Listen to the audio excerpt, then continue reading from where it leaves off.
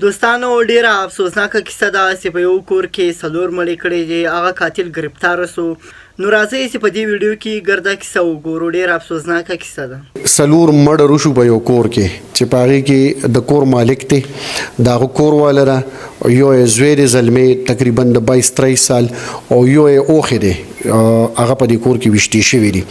فوراً چې کوم دی مونږ سپاټ ته لاړو اومو کتېدل واقعي ډیډ باډیز وو هغه مونږ فردر هغه دپاره ډي ایچ کیو هاسپټل پبي ته شفټینګ وکړو په هغه کور کې یو زنانه وه چې هغه مونږ ته رپورټ وکړو چې یاره دا زما والدین دي دا یو مې ماما دی دا یو مې رور دی وجه عنایت په هغې کې دا وه چې دا د څلورو میاشتو نه خفه راغلې وه د خپل خاوند د کور نه او تېرو څلورو میاشتو نه د پلار په کور کې دلته اوسېده نن په دې موقع باندې هغې پسې د خپل خاوند اسخرې او درې د هغې د خاوند وروڼه دا څلور د نن راغلل او دلته کې د خپل کور د بوتله بطور جرګه راغلل او په دې دوران کې دی بحث و تکرار شروع کو اوران شو کې او په هغه تیش کې د هغې خاوند او دغه د خاوند وروڼه دورونه او یو چې دی د پلارو دی بدی باندې اندادون فایرینګ وکړو چې د فایرینګ په نتیجه کې د دې زنانه مور پلار ماما او ورور چې کوم دی دا وفات شو دیکھیے په دې څلورو کسانو په درې زامنو او یو پلار باندې مطلب د زلمی چې کومو د واده لګ چې کومو دغه په دوه ورونو او پلار باندې سره دغه داوا شو دی کې گرفتار بیا څوک دی کې جی جناب ډي پی او صاحب چې زموږ نوشهره دی احمد شاه صاحب هغې هم راغلل د سپاټ ته سپیشلی هغې هم دا وکتېدل چونکې دا وقوه ډېره درنه وقوه وه په یو ټایم باندې په کور کې چې څومره فرد دي افراد دي هغه ټول قتل شول نو دا ډېره زیاته دغه خبره وه په دې کې فوراً مونږه دغه وکړل ټیمونه مو تشکیل کړل او په هغې کې مونږه الله تعالی کامیابي راکړه کوم چې عامر رزاق نوم یې دی د چا نه چې دا کور والا خفه راغلی و کور ته هغه هم پکې اریسټ شو د هغه بل رور دی هغه مو اریسټ کړه پکې او پلار او یو ورور چې کوم دی دا پاتې دي د هغې دپاره انشاءالله د مونږ هغه شروع دی انشاءالله ډېر زر تر زره به هغې هم ګرفتار شي دي نه الی قتل ریکور دی بلکل جی کوم چې الی قتل و هغه هم ترې ریکور شوي دي دي څه وایي چې لکه د دې ملزمانو بیا په خپل تفتیش کې څه ویلي دي چې دوی خو راغلي جرګې له څه داسې خبره وشوه چې دوی مجبورې شو څلور کسان یې وژل دا تاسو ډېر ښه سوال وکړو عموما زمونږ د پښتو په دې معاشره کې دا یو څیز کېږي چې داسې وړې وړې خبرې وي او دغه وړو خبرو نه ډېر غټ خبرې جوړې شي نو همدغه خبره وه همدغه وجه وه چې کور والی و هغې ځان له بیل کور غوښتېده چې ماله به ځان له بیل کور جوړی او دا خبرې په دې باندې د دې لیول ته ورسېدې چې یاره دا لږ چې کوم دی یو معمولي نوکر دی چې هغه وایي سیلري زما 50,000 روپۍ پر منت ته چې زما وس نه کېده چې یاره مطلب دی دې ته زه بل کور وکړم دا مې ورته ویلي شو چې یاره زما کوم د مور پلار کور دی په دې کې به زه تا ته یو پورشن بیل کړم او په دې کې اوسېږه په دې خبرو باندې د دې دا مسله دونه لیول ته ورسېده چې هغې باندې دا دونه غټه حادثه وشو جي دا چې کوم زنانه ده د دې بچي شته جی جی بالکل دوه ماشومان هم شته جی بچي اوس د ملزم سره و که د ښځې سره بیا پاتې شو نه نه هغه خو هم د ښځې سره یې دي دي سره یې دي جی دا چې کومه ښځه د دوسې یوازې پاتې شو که د دې نور څو خویندې وروڼه شته په کور کې دا خو بس د دې خو چې د فیملی ممبر څونه کوم هغه خو لاړل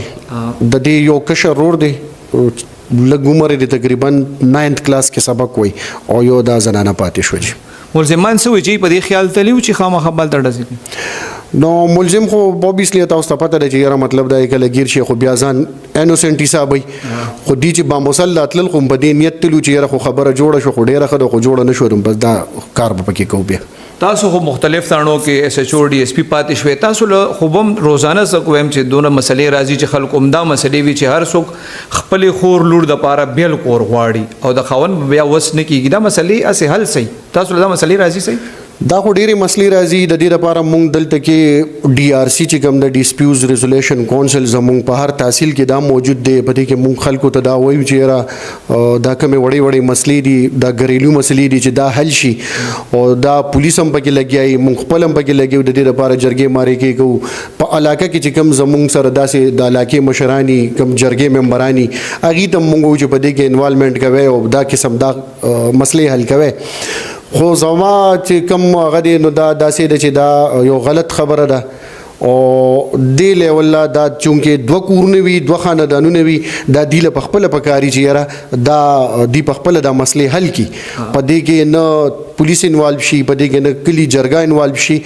او دا خپل کینی او خپل خطرې کې سره دا مسلې حل شي او د دې سره حل روباسي نو دا نوبت پته نه جوړيږي دیګه چې کم دا ملزم دی چې کم تاسو وایي چې زما دونه وس نه کېد چې ما خپل خزیله بچو له بیل کور ور کړو د څه کار روزګار دی خو په اف سی فاونډیشن هاسپټل کې انستیزیا راغلی ټیکنیشن دی او چونکې دا ټوله فیملی چې دنو د میډیکل سایت سره ټولو سره د سره وابسته دي او خاص کر پکې ټول چې کوم دي نو دا غدي انستیزیا ټیکنیشنز دی پکې پولیس خو مطلب دی کې واقعي چې ډېر زر ډېر ښه کاروایی کړې ده چې مین ملزم سره دوه ملزمان نیولې دي سو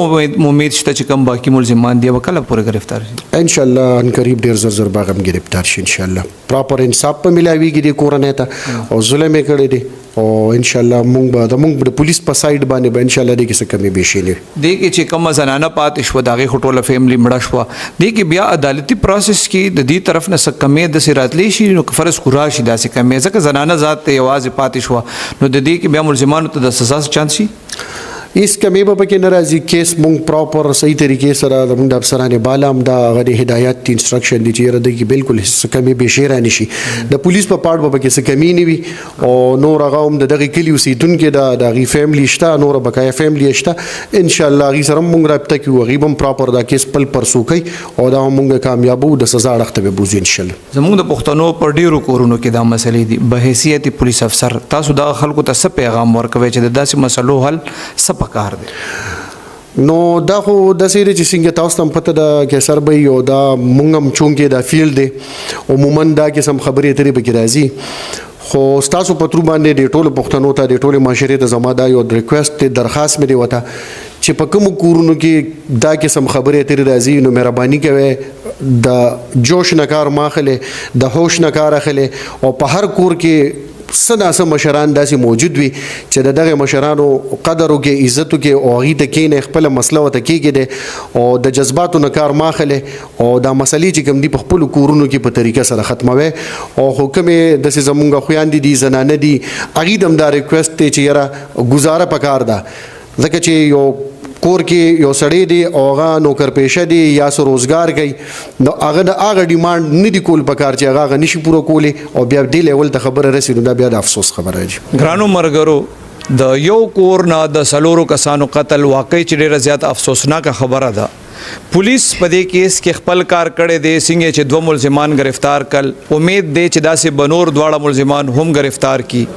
د پولیس وینا دا چې هغه تفتیش دی لحاظ سره کړی دی چې ملزمانو ته بخامخا سزا ملاويږي اوس باقی کار د عدالت ته چې ال د ملزمانو سره سکیږي